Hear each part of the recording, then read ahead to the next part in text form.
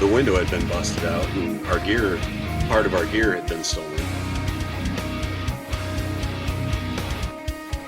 There's nowhere to play up here at all. I'm just going to throw this out there that it almost sounded like you were kind of the dark side sometimes of the scene.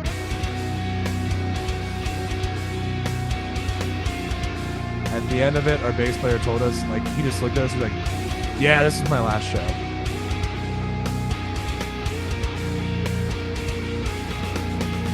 We were debating whether to whip this guy's ass or not.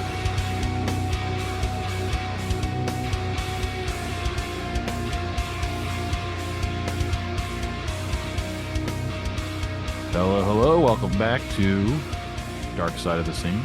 I'm your host, Brandon Wright, alongside Ed Corella. Yo. How's it going tonight?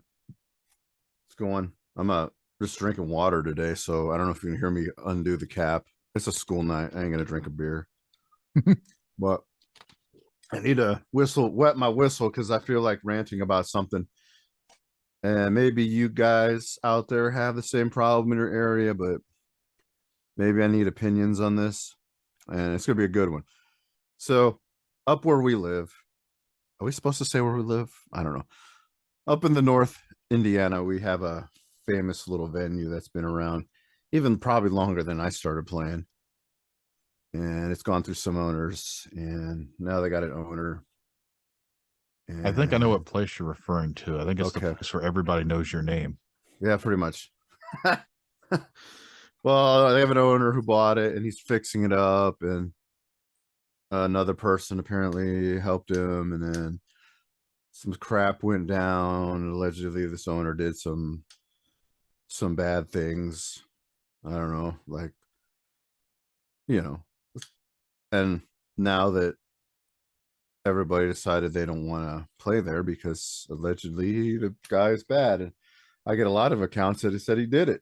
I don't know the guy personally, but now it's just almost like it's just got, a stigma there. And I'm trying to find out, like, why. If somebody did something wrong, maybe they won't admit anything. But like, I see like the person who was in business with this person. Well, I guess he's in a band, and a couple of his members still go there. One of them, kind of runs the DJ and the karaoke. But it's like, if the place was that tainted, why would two members go there? And even I have a family member that works there, and they don't even understand the whole situation. And I'm not saying like anybody did wrong, but I just think that, like, well, we had another bar allegedly have something with the owner, and it blew out of proportion. And now, like, and how fast it like blew out of proportion, and now everything's cool. There's a little bit of miscommunication. I'm not sure, and that's fine and dandy and all, but like, I have a couple members in my band who don't want to play that everybody knows your name place, which is fine. I respect that. But it's just like, it's just crazy how things can get spread so quickly. And I wonder, my question is, I think we actually touched on this when we had another interview about the dude from As I Lay Dying.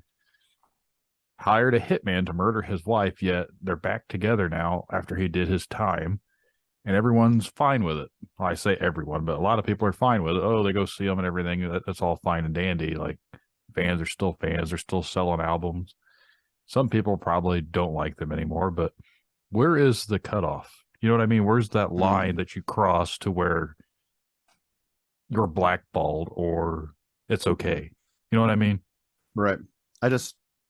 To me, which let's say, like, these two parties, like, to me it sounds like a lover's quarrel. I don't know, but like, I feel like, I don't think people have, what's the word, they won't take responsibility for their actions. And now it's like a lot of, and it's in a good central area. It's like close to the toll road.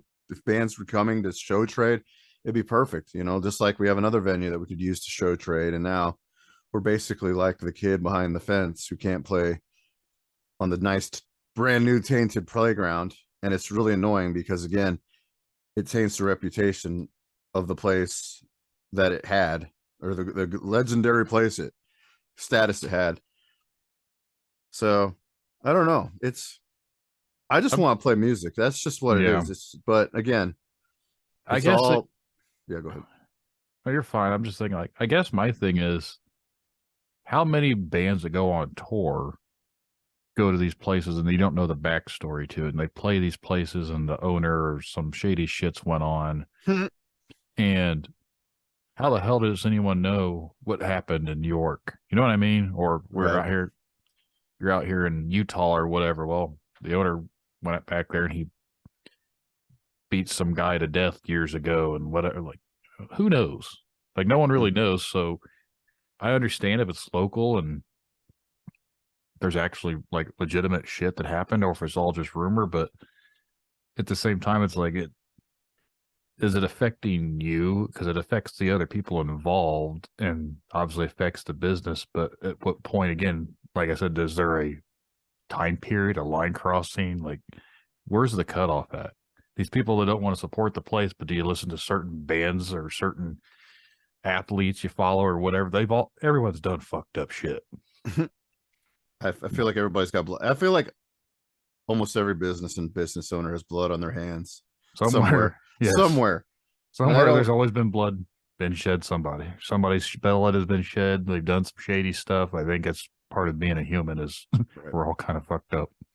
So my thing is, if let's say somebody out there maybe might have the same situation at another venue, wherever they are, any listeners, you could bring that story if you'd like. I'd like to hear that. I mean, am I wrong? I mean, no, I agree. I don't. It's just a slippery slope. It's just a shame. Think about that in this terms. Look at stores like Walmart or Amazon or any of these big old companies, whatever. They treat their employees like shit. They do slave labor from other countries to get the stuff made for them. But guess what? Are we boycotting all that stuff? Fuck no, we're not. No. Like, the equipment some of these people made, even if it says made in America, I'm sure not every musician out there buys straight up American made stuff. So you're getting stuff made from other countries where it's probably made by sweatshops or young people or whatever it is. I'm sure it's not the greatest working conditions, but yet we still buy this stuff. So again, where does that judgmental line come across? Yeah, I don't know. That's a touchy subject. It definitely is. I just, I'll play anywhere really. I mean, I guess that's kind of my mentality. Like, yeah, no, it is what it is. Like, I just think people in general suck. So hey, if we want to go in the grand scheme, like all these people like movies that Harvey Weinstein produced, but there's that. No shit. Anyway, well, we've got a guest on tonight that I've been anxious to talk to a little bit. You might know this guy yourself because I'm pretty sure you guys were in a band together at some point. I think he just made sandwiches. I thought I made them, but I think he did. But before we dive into talking with him, if you would like to be on Dark Side of the Scene because you've had some bad experiences while playing music, send an email to brandon@darksideofthescene.com and we will get you on a future episode. And I guarantee it'll be the bee's knees. Yeah. We're going to go ahead and bring on Jason. So hang on to your butts because it's about to take off. Zzz.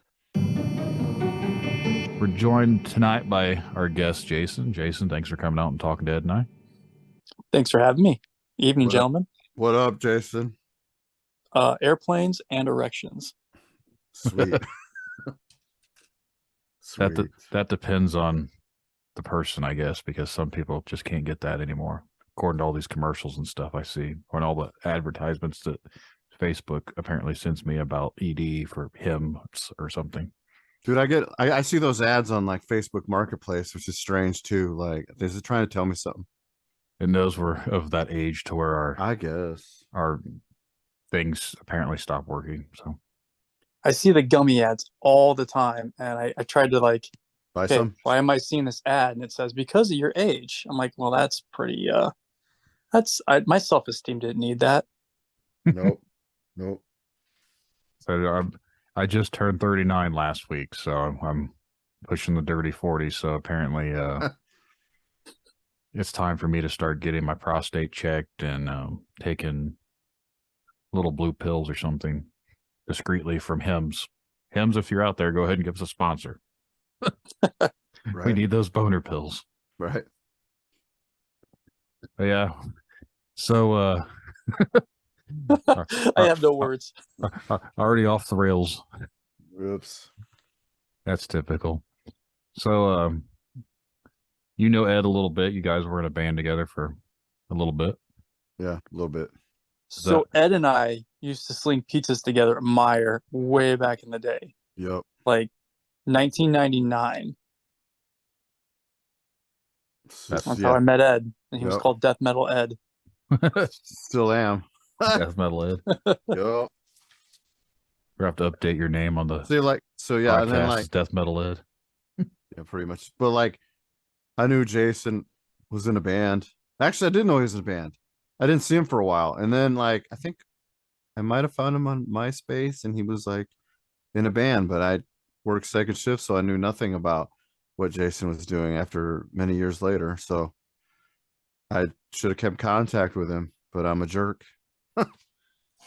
I think the internet back in those days weren't really able to keep in contact with people. Yeah, you kind of like, if you left a job or when you left school, you kind of just, unless you had that person's number, you just kind of drifted. And yeah, it was just kind of, what was it? Was it the Zayo show in Warsaw? I think I ran into you. Maybe that was it, but maybe that was it. I just don't remember. It was just weird that they were even there, like at a little pavilion. It's like, Zayo? The hell? You want to hear some weird shit? As I Lay Dying played in Peru. This was before they were considered huge, but I remember where they were just kind of like that first album that they'd released came out and they were on tour and they played in Peru, I think in like 2002 or 2003. So where in Peru? It would have been. I was stationed there at the Air Force Base for a little while and there's nothing there. There used to be a bunch of shows at the Isaac Walton. I've actually had some shows there too. And then there's also some of the American Legion and then the old Knights of Columbus. I live in Peru, so I used to be at all those shows. So but no, them War of Ages and what's that band that has the chick singer? Like it was a hardcore band. I know who you're talking about. Walls of Jericho? Yes, I think it actually was Walls of Jericho. Yeah, they played here too. It was like early 2000s. Like they weren't they weren't what they are nowadays or what they became or were.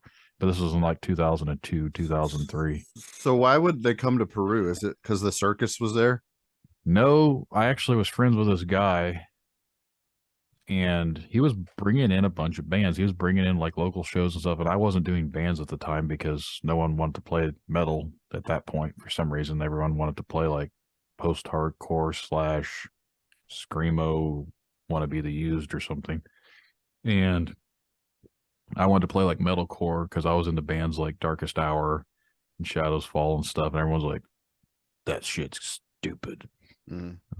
Well, everybody had a lot of hate for metalcore back in the early 2000s. Yeah, and then like kind of took off. Yeah, then like it exploded like 2003 into 2004. It exploded and everyone's wanting to play it. I was like, wait, I've been trying to play this stuff for like 3 years and everyone like made fun of me. Yep. So, but that's just a little off topic. But you mentioned Zayo up in Warsaw. I was like, that's crazy because I didn't know they played up there. But it's weird to think that a lot of these bands played in Peru as well. Mm-hmm. Yeah, there was a guy, Aaron, I want to say Hutchinson. He was like one of the guys. I think he's in Pennsylvania now, but he was like big time promoter. He's still doing shows. It's my age, but I mean, he was just getting these crazy acts to come to like middle of nowhere Warsaw. I think sometimes Kokomo had a couple of shows. We used to play with In the Face of War in Kokomo all the time. Yep, they were a good one. And then obviously everybody remembers the Post in Goshen. I don't remember. I don't think I ever went up to a show there. Oh, you missed out. Yeah, It was like the I place was to be working Friday on. and Saturday. I was working like second shift, having like I was being antisocial, so I never knew about these things. I think my friend or our friend Eric invited me one of those, but I never went, and I don't know. Maybe I was just being elitist. Who knows? What a dumbass I am. It was a cool place because it was basically like a youth outreach place, and they held hardcore metal punk shows and stuff like that. But it was just a nice safe place for kids to go, which we didn't have a lot of that in high school. So it was really cool for that. Kids were getting exposed to music. The scene was thriving then back in the early 2000s. Like every night, like I remember we would play there on a Friday night and play there again the very next night, and you'd still have at least 500 kids packed into this place. And it was just always a good time. Yeah. Yeah, that's. And you got some major acts come through. The Chariot played there. Still Remains. They used to come down from Grand Rapids, and before they blew up, they were playing there. I actually think I saw you guys play with Still Remains before. I think it was the first time I'd seen you guys. Okay. I think it was down at the Emerson Theater. Yes. That sound about right? Yeah. Yeah, it was us, Still Remains, and I think Haste the Day was the headliner. Yep, it was. And I remember because their bass player, I felt so bad for him. They were on tour, and the tour brought him through Indianapolis, and he'd just eaten McDonald's, and he was like throwing up on stage. Like he just kept walking to the back by the drum kit and was just hurling the entire evening. Felt so bad for him. Damn chicken nuggets. That's when this dude came up, and they're doing their pit dancing, fighting, kicking, whatever. And he came up to me and like he swung, and I moved and I like palmed him right in the nose to push him away, and he like dropped. I was like, uh-oh. And then he got up, just kept going. I was like, okay, it didn't hurt him. For a second, I thought I like pushed his nose into his skull or something because I like straight up palmed him away. But no, that was. I think wasn't Ghost of Maine involved in that show too? I feel like they were them or Gwen Stacy. Yeah. So all those bands, those were like you guys, Ghost of Maine. Band name Gwen Stacy. Gwen Stacy. Yeah, I actually booked them a couple times up in Peru area. Sounds like a troubled girl. Spider-Man's one of his love interests. Oh. Where's your comic book knowledge? At least his dick works. Spider-Man's first love interest was Betty Brant. Yeah. So, well, no, those guys and everything. My old band used to play with them a little bit around here as well. I don't know whatever really happened to some of them. I know one of the guys actually owns a record store now in Kokomo, and they do some shows there too. Oh, that's cool. But no, a lot of these bands, they all just kind of, once 2010 kind of happened, 2010, 2011, and everything around here just kind of dried up and hasn't been much going on anymore. When I moved back from Arizona, I had been talking to Ed about, Beyond the Fathoms because I found him on Facebook Marketplace because he posted the Beyond the Fathoms video for the dick pills. And they're like, we need a bass player. And I was like, oh, I know who posted this. And that's when I got linked up with Ed again. But I will say I was really bummed because I hadn't been in the area in forever, being in the military.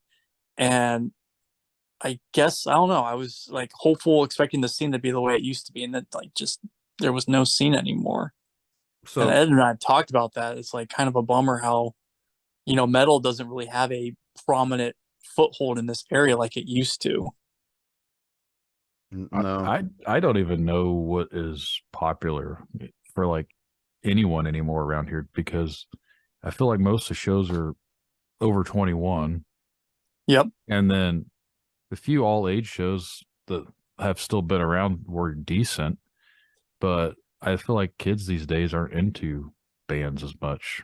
Like I think I have my own little conspiracy theory that kind of goes that once the evolution of smartphones and tablets and everything, like from a small age, kids are handed these devices, which I'm guilty of it as well.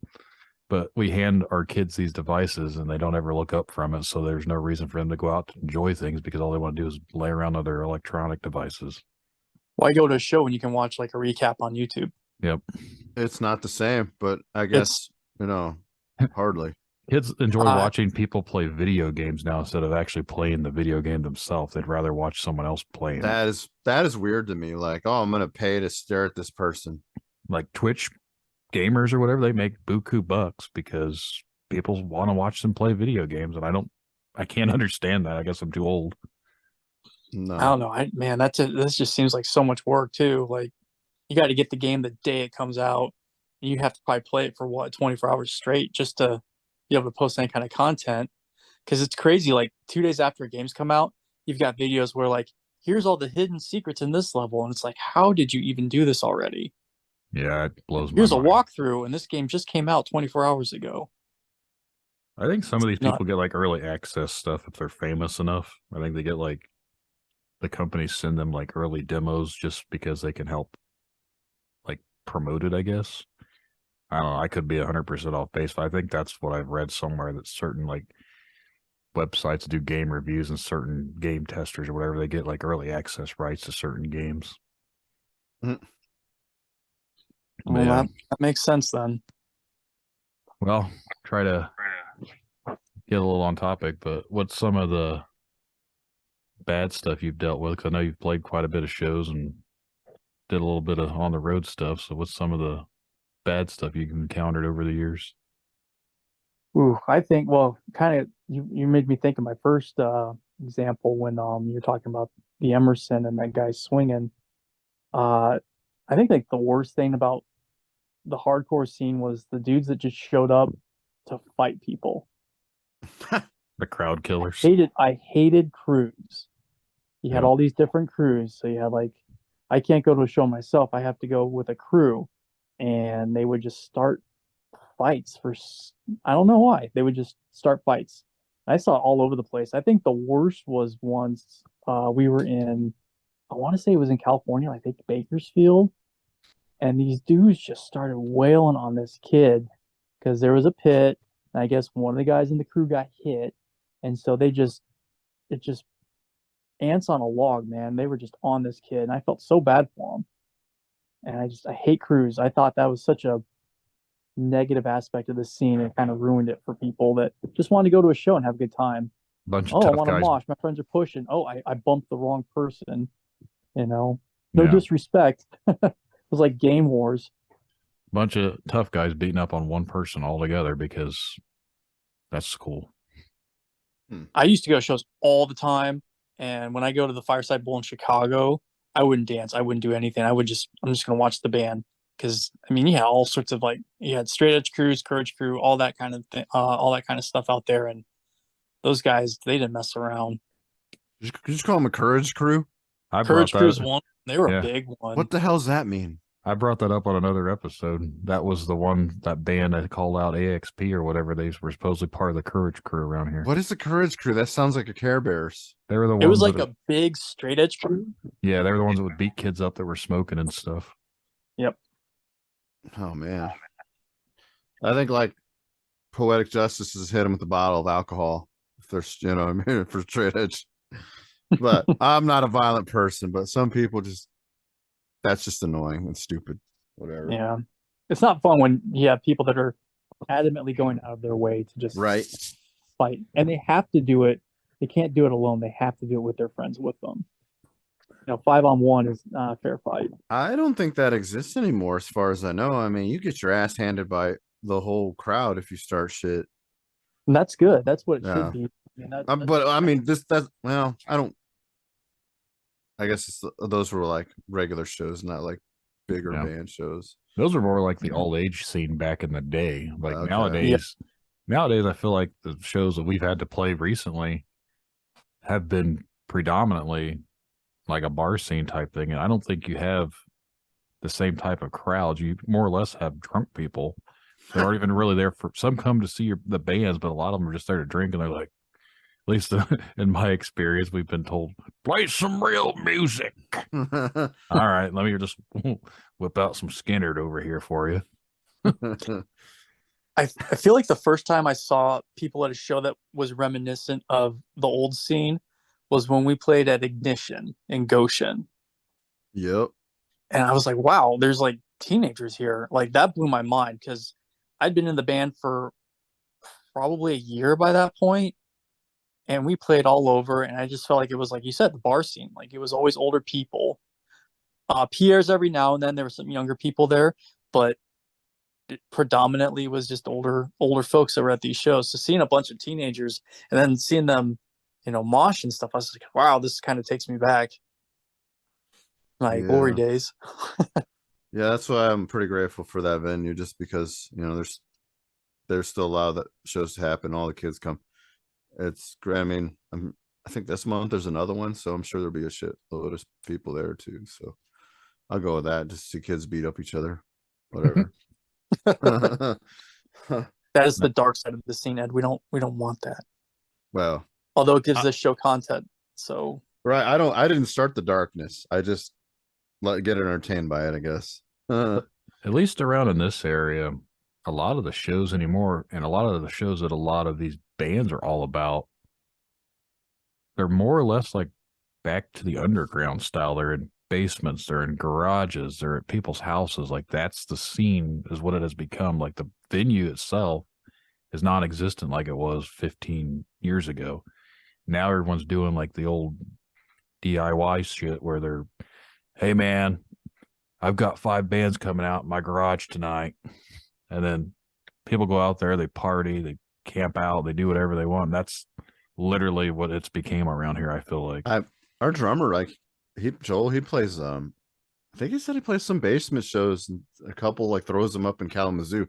Says it's a good time, I guess. So it's like we've played some before, and I don't know, there's always people there, but for the most part I feel like they were usually just there to camp out back and have fun with their girlfriends and do drugs and rock on, guys. Right. Like, there was sorry. I was just, I don't think they're all there for the music. It was more or less just for the experience. Yeah. There was a place in Lafayette. This dude had shows there. I guess he has. It's still there. Oh yeah, and he runs the bar. But like we played his show at his house, and it was in a basement, and I feel like that was my first basement show in that band, so it was different. And then kids slowly coming out, and then they're starting to drink, and I'm like, I don't know if we want to be here. So we ended up leaving because it was a little uncomfortable having all the kids, which look underage, start drinking. I'm like, I don't want to be here when they get busted. So we played a show in Kokomo at a little tiny house. Like it was actually inside the house, full on house show. And we were promoting it. And it was the biggest quote unquote show that they've ever had in his house before. And I was terrified that the cops were going to show up and arrest everyone because there was people all outside. It's in the middle of January. There's nowhere to go. It's noisy. It's literally, there's a house like 15 feet beside each side of you. I was like, how is this going to happen? And yet it did, and not one person got in trouble. I was like, this is kind of cool. What year was that? 2012. Okay. We had a show farther south from Kokomo. It was a house show. I want to say it's probably closer to Carmel, but it was like dead of winter. We were freezing, and we played this house, and it was just packed. And house shows are, man, those are hit or miss. Yeah. Because like you said, the cop thing. And then when you have someone in the band that only likes you when you buy them alcohol, that's not fun either. No. Because they're underage, and you're like, man, who are they going to nab for this? If this gets busted, they're going to nab me. Yeah. I just thought of this story about Carmel, and I know it's unrelated, but I'm gonna make it quick because I went to like a church retreat for my church back in, I don't know, I think I was in middle school. And it was a Mexican church because I'm Mexican, right? But I can't even understand a word of it. And we went down there, and it was like predominantly like white people there. And the chauffeur guy, who I'd never seen before, at one point put one of those ponchos on, the thing with the blanket. And like, I don't know why he was wearing that. Maybe because he wanted to represent us, but it was very awkward because I don't even think Mexicans even wear those. I don't know. I just thought of that just now. And then my friend told him to fuck off. He didn't like him, but it was just weird that he wore that as a white guy trying to fit in. Like, I don't know what happened to that guy. That sounds It's like that. Carmel. How are you doing, fellow children? Meme? Yeah, basically. That's why I think of caramel every time. Every time I hear that, I think of To that. be honest, Carmel used to have a sick scene because of CPAC. Did you guys ever play there, the Carmel Performing Arts Center? No. No. Those shows were straight up awesome. There was always like huge turnouts. I always wanted to play there, and we never got the chance to because the dark side of the scene prevented that from happening because apparently some people decided that they were going to go in there and hurt people with baseball bats. The hell? So that was the end of metal shows going on at the Carmel Performing Arts Center. Oh boy. Yeah, it was like that's just what I heard. So again, I won't call that the gospel, but that was the reasonings that the shows were being canceled. I was told from other bands was, well, someone went in there with a baseball bat, started beating up people in the crowd, and cops got called. Now they won't let us book shows there anymore. I'd monkey stomp that guy, whoever did that. You ruin a good thing. You ruin a good thing. You deserve like some kind of beating. I think that was in like 2007, 2008 era. Was when it all come burning down. Man, that stinks. So when we got signed, or when we were about to get signed to Strike First Records, Devin, the drummer from Haste Today, was our manager, and he got us on this show. And so we show up to this place in Indianapolis, and it's like this church in a strip mall, but they would hold shows there. They'd rent it out for shows too, but I guess there's some miscommunication, and so we're in there, we're offloading all our gear, first band setting up, and all these people start coming inside for Easter service. So we were guaranteed like a set amount of money to play, and this whole thing happened with the owner of the venue. And so basically we got kicked out, and I guess like they, because of the miscommunication, they're like, nah, we're never doing shows here again, because they didn't like the people that showed up. They're like, all these riffraff are here, darn kids, what are they doing here? And I was like, wait a minute, I thought you guys were supposed to be open and loving because this is a church. But okay. So that was a venue that got killed because of, just sheer ignorance, I guess. Riffraffing. Yeah, we were riffraffing. What was crazy was back then, though, we made a couple calls and we had a new venue within like half an hour, like 20 minutes away. Nice. And so we played there, and like it was still like, jam packed, like wall to wall kids. So I don't know. There was a show that we played. You probably played there too. You ever played the Taylor Firehouse like on the south side of Kokomo? I think so, yes. Itfo played there quite a bit too, I believe. But we played there. We opened this up, and one of the bands that were supposedly on tour coming through from, I think, Michigan. I had no idea who they were, but they were called We Came as Romans. They played and then went on about it. I was like, those guys are pretty cool. Now they're like really popular or were popular or something. I was like, oh, I remember those guys. Just randomly play with a band you never heard of, and all of a sudden, like a few years later, like, oh, look at those guys. They made it. Nice. Yeah, there's a couple like that. I want to say with Blood Clumps Cleansing, we played with them in Oklahoma, and now they're like huge. They're on Victory Records. There was another one from Michigan. I can't remember who they were. It started with a B. Blessed by a Broken Heart. That's another one. Just all these random bands that we've played with on tour, and now it's like, oh snap, I remember those guys. Yeah. Victory Records had some pretty big controversial stuff go on a few years ago too. Are they still even a label? I don't know. I'll have to look into that. That's a good question. I thought they were. I heard from some people that they just kind of milked bands dry. Yeah, I heard. And they would definitely hold up some bands, but like you had bands that were like Dead to Fall. They were like a staple of Victory, and they're still touring in this like crappy little van with a trailer while, these bands that just get signed are getting full tour buses and stuff like that. It made no sense to me. Yeah, I haven't ever heard any positives about labels, to be 100% honest. Like, just for people that I've talked to that like, yeah, we were signed to this label, we were signed to that. I was like, oh, how'd that work out for you? They're like, fucking suck, man. We had to pay for everything ourselves. I was like, okay, so what's the point of the label? Like, I don't know. To make money off you. I've never been in a band that ever got really signed to anything legit, so I can't really vouch for anything, but I figured we'd be talking to people who have had experiences with that, so they can share those stories sometime with us. Sure. Well, so when Devin started managing, I'm stuttering here. When Devin became our manager, we put together a 5-song EP, and we did like a week and a half tour during the summer of 2005, and we went to Cornerstone. That's where we capped off the tour. And so we were meeting all these people there. We were like making connections and talking. We did the whole 9 yards for this EP, where I contacted this company in Indianapolis. I had them professionally press, put like a little booklet in there and everything. It looked like a CD you buy in the store. And finally, we got approached by Strike First Records, which is a subsidiary of Face Down Records. And so you had all those, early 2000s hardcore bands on Face Down, but they wanted to test you out first and always have you on Strike First to see if you were worth the investment. Mm-hmm. And we had a really good experience with Strike First. Like we went on tour in 2006 after Strike First paid for us to record our full length, which was with Joel Lawver. Used to be Burning Bridges Studios. Now it's the Helm in Indianapolis, which is where Beyond the Fathoms recorded their EP just last year. Yep. And so we were able to I was able to hook up with Joel again. I was like, hey, my new band, we want to come and record. But I mean, they paid for the recording. They got us linked up with this promotion agency in Tennessee.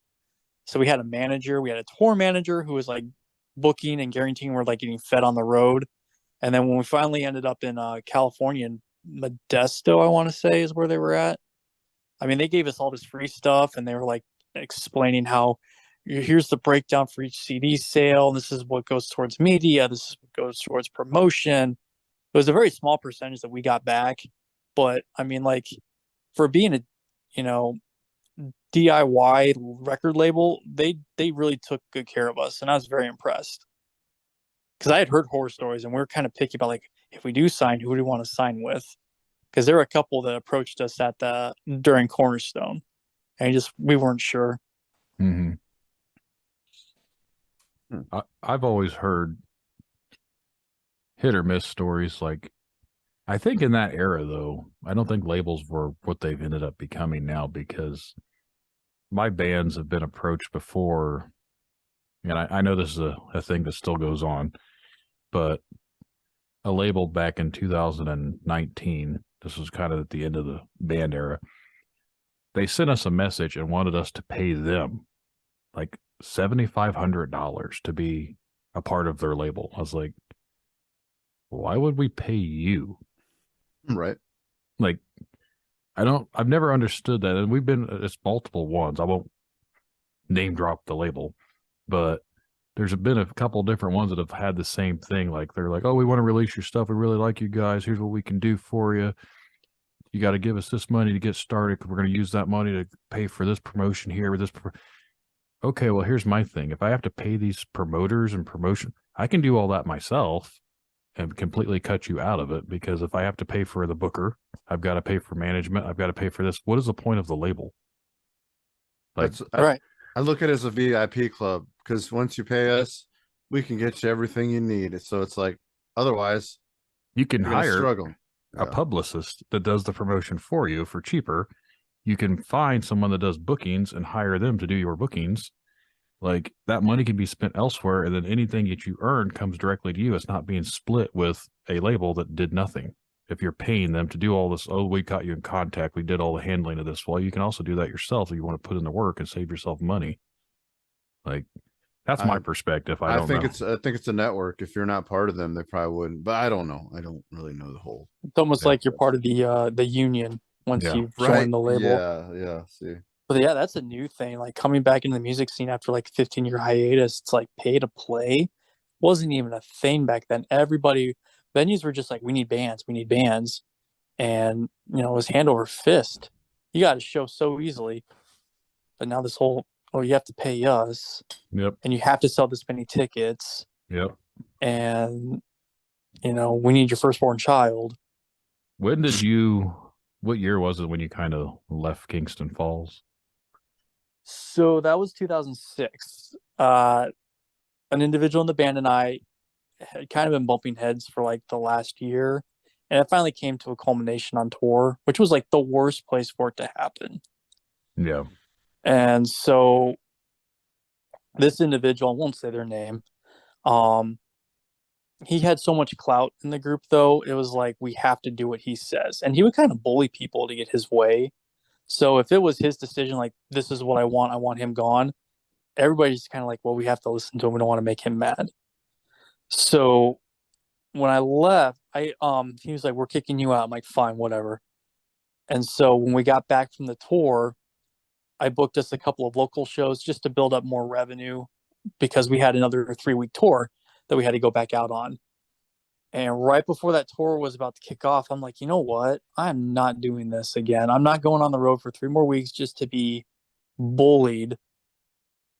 And at the same time, they're still expecting me to contribute. Like, it's like working at a job and you know they're going to fire you, but they're still expecting you to like put in 100%, you know, empty your bank account to support the band. So like they were like wanting me to pay gas money, still provide money for merch and stuff like that. I'm like, why am I doing this to myself? So then I decided, yeah, I'm not going to go on tour. Sorry. And at the last second, like I kind of left them in a bind, which I felt bad, but I had to kind of move on with my life. Yeah. And they found a replacement bass player. And then the guy who this individual in the band wanted to replace me, he graduated high school, so he took over. But I talked to one of our guitarists years later, and he's like, dude, I know how you felt now because once you left, this individual had to direct his aggression to someone else. And I guess he kept doing that. So you had like a revolving door of members after that. And eventually it just imploded. Yeah.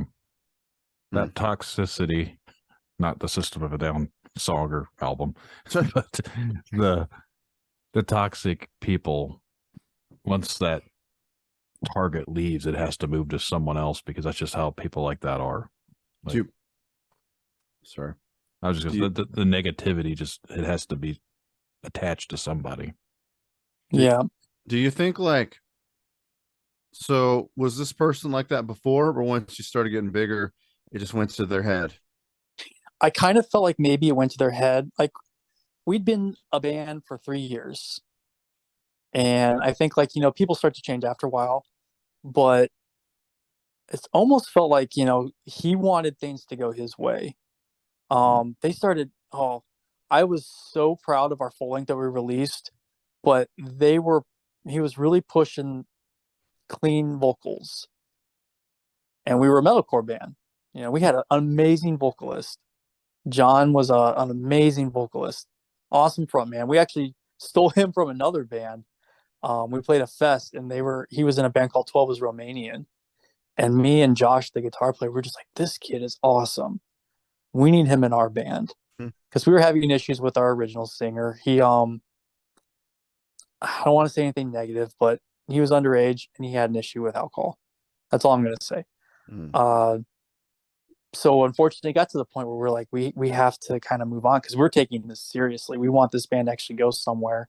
And so we stole John from 12 is Romanian. And, fast forward 2 years later, the dynamic of the band is being challenged by one person who wants it to go a certain way. And everybody kind of had to just follow along because, we don't want to make this one person upset. That would be a bad idea. So let's just kind of please him.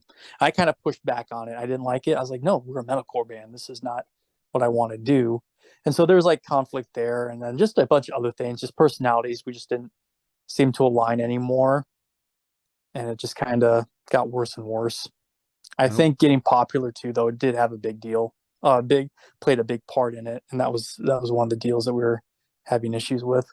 I don't understand why, like, how somebody's like, you're obviously younger, how anybody has any direction of what they're doing and then suddenly start pushing people away or being bossy. It's like, I don't understand the youth.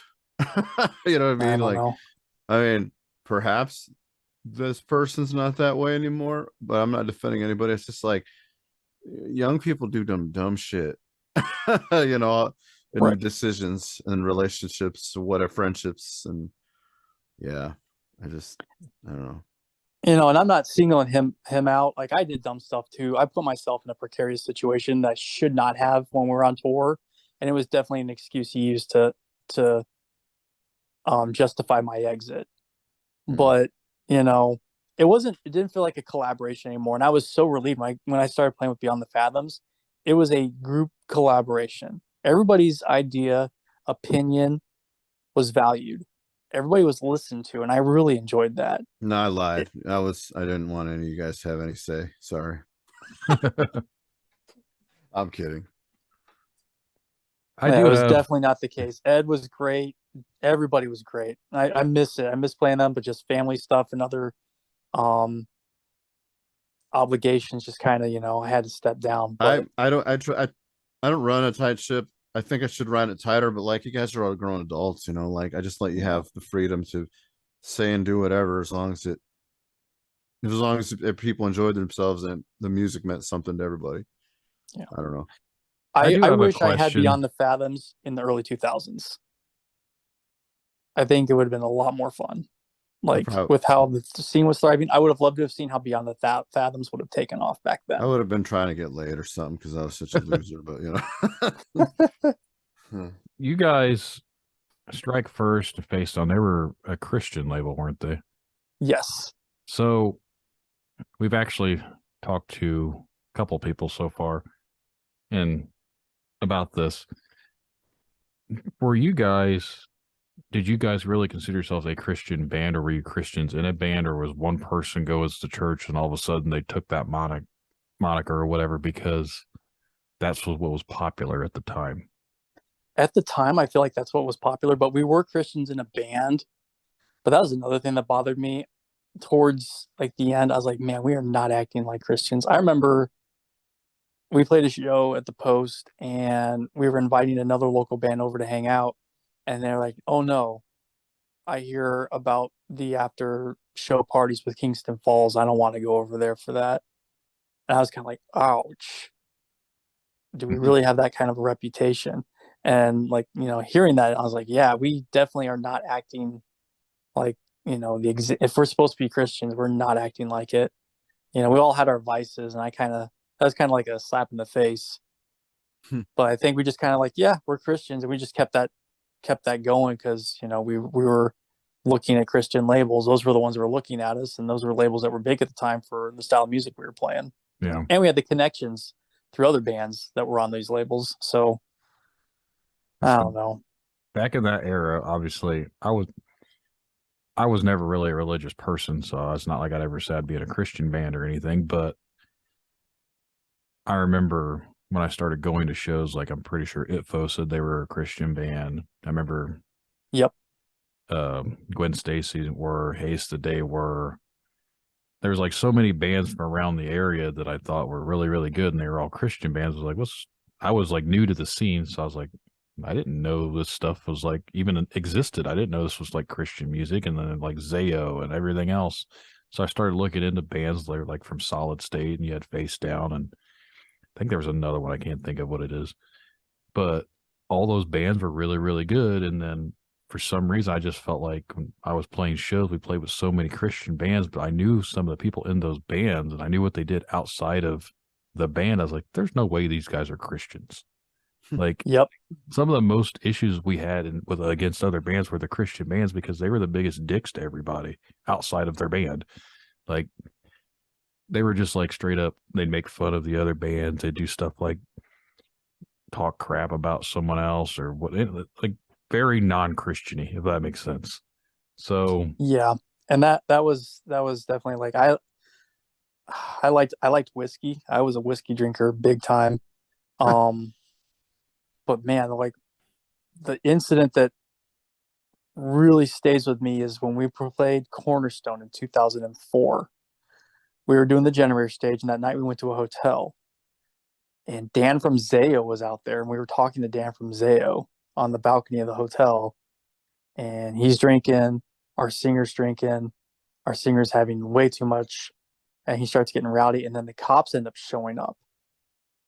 And I'm like, crap, I'm the only one in this room of age. I've got 4 other dudes in here that are all underage.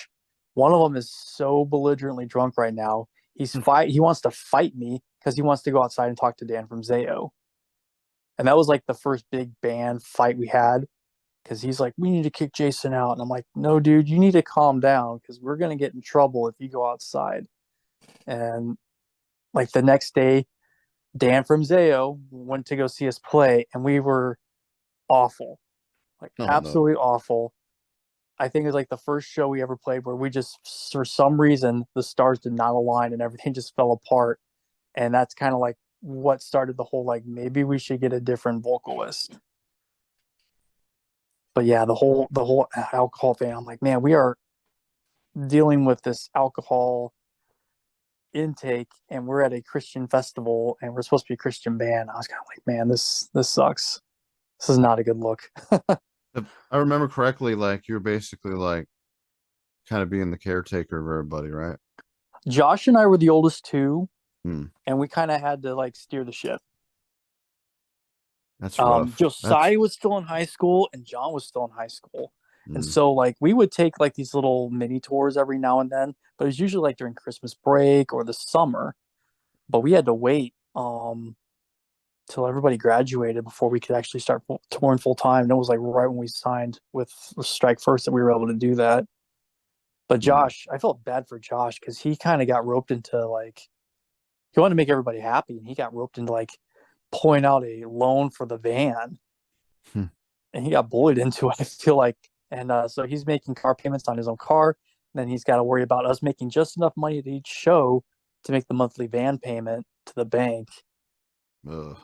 Yeah, dude, I felt I could see it every single night at practice. He was just stressed. He was so stressed. I felt so bad for him. Yeah. But we were trying to steer, me and him were trying to be smart financially, and like we know what we need to do to make this go forward. We need to spend this much money on merch, and then you'd have people that argue about merch, like, no, we need to get pink shirts. I'm like, why are we getting pink shirts? We're a metal band. That's stupid. We don't want pink shirts.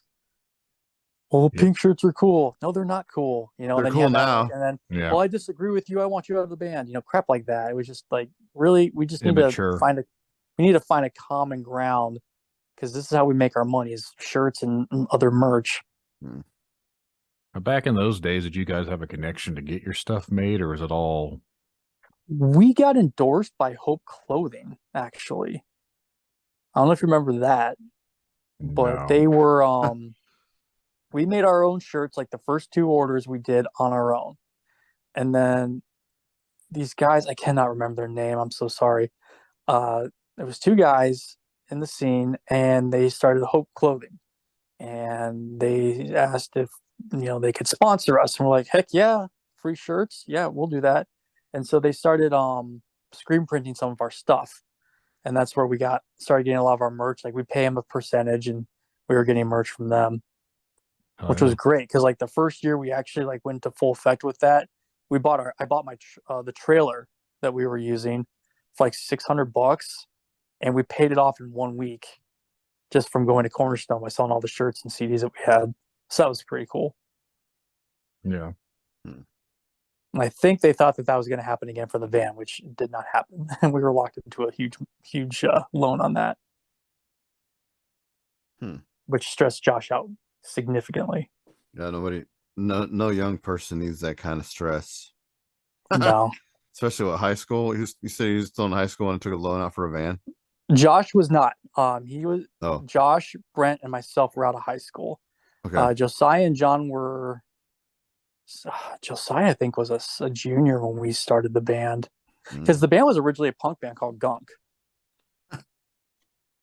Josh was Gough. They were like a big punk band in the area, and it was Josiah and Josh on guitar with Brent playing drums, and then this other kid named Adam playing bass. And so you basically had Gough, swapped out me for the other bass player, and then just a new vocalist. And Josh hated it at first. He absolutely hated the band. He's like, this is stupid. I don't want to play metal. And then we kind of finally found our sound and our style. And then he's like, yeah, okay, this is good. I'm on board now. But yeah, Josiah and John were still in high school, and we had to like constantly make sure that we were on their schedule for stuff. So it was a little difficult, but you could tell like the minute they were going to graduate, they were ready to go. I just remember it always like we saw you guys a few times, and you guys were like one of the cool bands that I was hoping that we'd ever got a chance to play with, and none of my bands ever had the opportunity to play with you guys personally. But I'd only saw you guys maybe, like I said, I saw you at the Emerson. I think I saw you one time in Kokomo. And other than that, weirdly enough, after you left the band, I think the other bass player and singer that they had left too, because two of the guys from Ghost Domain, I'm pretty sure, went up to join the band at one point too. Mm-hmm. And I don't think it really did much after that happened, though. I think that was about the end of the era of it.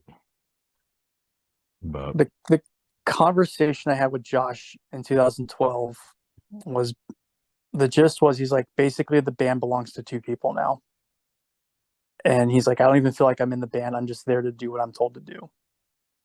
And I'm like, yep, that's kind of how I felt towards the end. yeah, And I know like everybody quit. They even had Nate from Cape Renewal. He was the singer for a little while.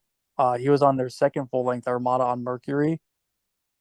And he left too. I heard there was animosity for that, for him leaving. But I think the remaining two members tried to like keep the band going, and they had three other dudes show up, and I think that's what you're talking about, Ghost of Maine. yeah. But like even that, it just didn't come to fruition. And Ghost of Maine was always like my favorite local band. I booked them a lot and played a bunch of shows with them and what. Even after Ryan and Chris left, I think they were the ones that went to Kingston Falls. Yeah, Ryan, Chris, and Shay. I don't remember that one. I don't know if he was from Ghost of Maine or not, but no, they went up there, and because I used to be in a band with Chris at one point, so I knew Chris for a little bit, and then he left that band that we used to be in. He went and joined Ghost of Maine, and then I booked them on a few shows, and all of a sudden they weren't in the band no more. They had a new guy. I was like, the hell's going on? This was back before everyone, it was still MySpace days, so you didn't really know everyone's business like you do now on social media. Yeah, dude, MySpace. Oh, that was a game changer though. Yeah, I missed that era. MySpace flyers. Yeah. That was Chris the really tall, skinny dude? Kind of looked like Ichabod Crane. No, Chris he had longer hair, I believe. Sorry, Ichabod. It's a funny name though. I know honestly, this dude used to hang. Maybe it's Ryan I'm thinking of then. Yeah, Ryan was tall and skinny. Okay, yeah, Ryan would hang with us every now and then, and I always thought he looked like Ichabod Crane from like that old Disney cartoon. Yeah, there was another guy from Ghost Domain, and I think his name was Jared. I'm not 100% sure.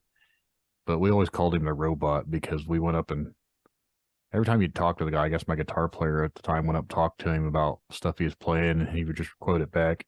Yeah, just love being up here playing with my brothers. It's a great opportunity. He's like, yeah, well, I kind of play on the same type of guitar, whatever. We play the same scales. Yeah, I just love being up here with my brothers, doing what we love. Like, he wasn't like answering, he just kept repeating himself. He's like, I think he like malfunctioned because he just kept repeating something that wasn't even what I was saying. Right. Like, he must be a robot. But his codes can it's corrupted. All that sweat from playing. But no, I do miss that era of playing out, just because, like you said earlier, you could get shows left and right. Like, there was a show every weekend. We played almost every weekend somewhere around here, and it was awesome.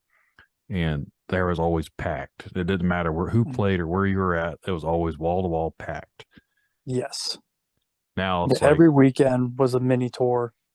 Friday, yeah. Saturday, Sunday, and then Monday morning you go into work like half dead. Yep. That era from like, to me, is like 2006 up to 2010. Like that 4-year block was when I was playing shows all the time, and that's ever since then. It's like I've missed it. I'm an outsider because, like, again, I was never part of that, and it's like, where the hell did everybody go? Were they just like, I mean, I guess everybody grows up, but it's like, did they even really care once it died, or did you know what I mean? Like, I don't know. I just No, that's a valid question because it's like there were so many people, and it's like Thanos snapped his finger and everybody just where'd everybody go? Or was it just a hangout for everybody and they didn't really care music? I don't know. I wasn't there, That so was the it's other just thing. very strange. Like, yeah, A lot of it was like I'm so seen, kids showing up just it's a hangout, and that was the other thing too. A lot of those kids could have, they didn't give a rip about the music. It was just a place to hang out, but I had that vibe when I went to go see Zayo. I'm like, it's like a high school hangout. Some people were into the music, and then others were just hanging out with their friends, just talking. I don't know if they were. Yeah, I guess I got a little taste of it when I saw Vizeo at the Pavilion Park again, which is a strange place for a show, but whatever. at Peace While Burning played that show, and that was a phenomenal show. Mm. They were like legendary hardcore band out of Warsaw. There's like nothing. There's nothing in Warsaw now. I don't think so. I've never heard of any band from Warsaw. I'm like, what the hell happened? Do you remember? There were two venues out there that consistently had shows. One was the Fireman's Building, and Seven Angels, Seven Plagues was supposed to play, and for some reason the Parks Department came in and shut the show down, even though the building was rented out. And again, it was like, what do we do? This huge band from Wisconsin is here, and suddenly we don't have a venue. Made a phone call. We caravanned this band over to this barn in North Webster, and they played for like 30 people in a barn. Oh, nice. And to this day, that is probably my favorite show of all time. Did you get any hay in your crevices in the mosh pit? I did not. There was no pit. Everybody was just right up to the front of the band, and he was like handing the mic to people, singing along. It was awesome. It was so good because everybody knew every single word. That's awesome. It was such a good show. That's the other thing I've actually noticed recently. There's some bands around here that are like hardcore bands now, and I've noticed some of the shows they've been playing, like a lot of people are starting to do that again, getting involved on the microphone and throwing down. Like, it looks like from the outsider's perspective, because I've got 4 kids, full-time job, married. I don't have the opportunities to go out and go to shows like I used to. But I look from afar, I see the photos, I watch the videos, and it makes me sad because if I go to a show, I get sad that I'm not playing because I miss it so much. But, it looks like at least these shows that I've been seeing, they look like they've been having some really good turnouts again. So I'm hoping the scene's starting to come back. Well, there's a lot of these classic bands that are making a resurgence, like Prayer for Cleansing. Mm-hmm. They had a show, it was like a memorial for someone, but Prayer for Cleansing and Undying played in North Carolina, I think back in December. And now Prayer for Cleansing is going to play at Furnace Fest this year. All these other bands from way back in the day are playing. It's just crazy. They're all coming back. Yeah. So. I'm actually surprised the band like Lorna Shore is as big as they are. I mean, I think they recently sold out the intersection up in Grand Rapids on like a Tuesday or some random day, and I'm like, if you heard them, you'd be like, what the hell? I mean, they're terrible. I don't like them at all. I know they're not everybody's taste, but the fact is that's kind of crazy how popular they are considering how they sound. They're not that accessible. You can barely understand the singer. I know that's funny coming from somebody who likes crazy vocals, but I literally can't understand that guy other than his pigs. There's a lot of bands that I've listened to lately. I was like, and me as a vocalist, I've always been able to somewhat understand bands, but I'm like, what the hell is this guy even? I think he's just making noises. And then you've got bands. I forget what the band's name was, but they literally were just straight up pig squeals. Like all the vocals were like guttural pig squealy noises. I was like, and then you read the label or like the lyric book. I was like, there's no way this is what he's saying. Like it literally just sounds like pig squeals. It's like a recipe for like banana bread. That's all you hear. I'm like, what the hell is this? That sounds like I just add 2 eggs, sugar. Yeah, it's a banana bread recipes. Yeah. Well, Jason, that's Skeleton Thieves. They did a show and it had been like a long time since they'd played. And Jason Short, the singer, even said like, I forgot some of the lyrics, so I just quoted Simpsons stuff. Like he was saying like one-liners from Nelson from The Simpsons Nice. because Burping. he couldn't remember some of the vocals. That's hilarious. Well, But yeah, Jason, dude. this is about the point where we try and Kick me hype. off. Well, no, we usually hype up the latest Kick you project, off. the latest project that the guest is usually talking about. Like we play a song at the end of the episode, but I guess this would be kind of up to you and Ed if you guys want to play one of your guys' songs to take us out. Do we have to? Absolutely. I want my favorite song, Ed's favorite song too, Oh, by the Lord. way. It's a little ditty called All Will Burn. Right. And it just came out 2 weeks ago. So I guess I'll give our backstory. We recorded this song up in Indy, and like I had the song forever. Like the meat and potatoes of it since like even before I was in this band, right? So and then I joined this band and then I carried that song into there and I was like, man, it's gonna be a great song.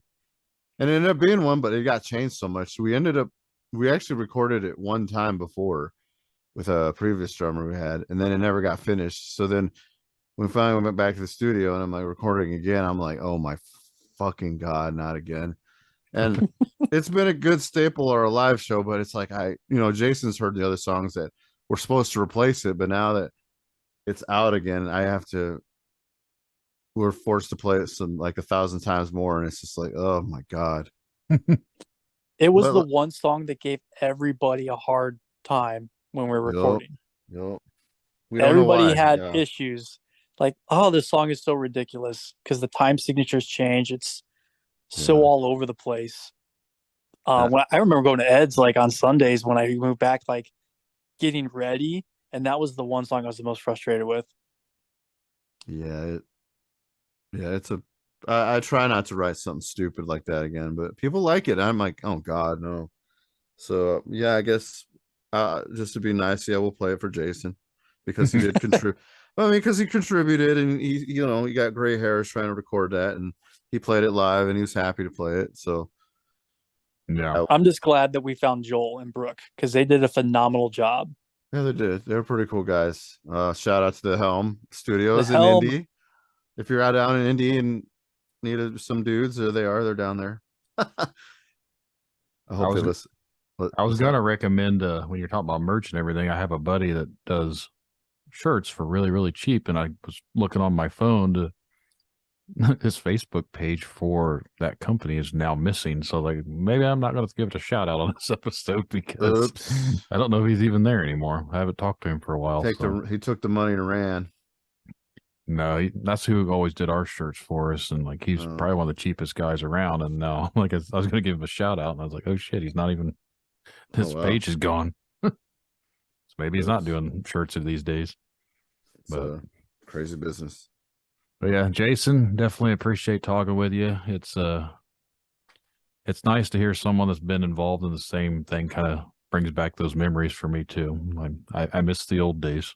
I don't know if it's called nostalgia or whatever, but I don't. I wasn't part of them, so sorry, guys.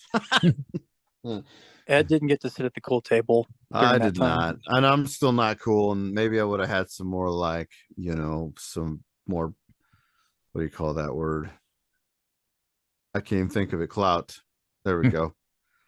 Clout to my name if I would have been part of that and I've been such a loser. But now I'm just older and still a loser. So you guys lived the heyday that I didn't get to see. Damn it. Anyone out there listening, if you've got stories about the heydays of that local metal scene from the 2000s, or honestly, it doesn't even have to be about metal. We're open for everything. But you want to get a hold of us for a future episode, send an email to brandon@darksideofthescene.com and we can talk and get you scheduled on a future episode. And again, that's open to all genres. I know we predominantly been mainly focused on like rock and metal stuff, but there's some other things coming up soon that'll be a little bit different than what we've been doing here in the last couple of weeks. Yeah, I'm sure a kazoo player out there has had it even worse than us. Yeah. There's a lot of other stuff goes on, not just in this metal scene that we've all kind of been involved in. So we're gonna definitely touch base on some of those too. But again, Jason, thanks for coming out and talking with us, and we're gonna sign off here. Thanks for having me, guys. It was a pleasure to just talk about the heyday. Yeah. Yeah. So, all right, everybody. Good night. Bye. Good night.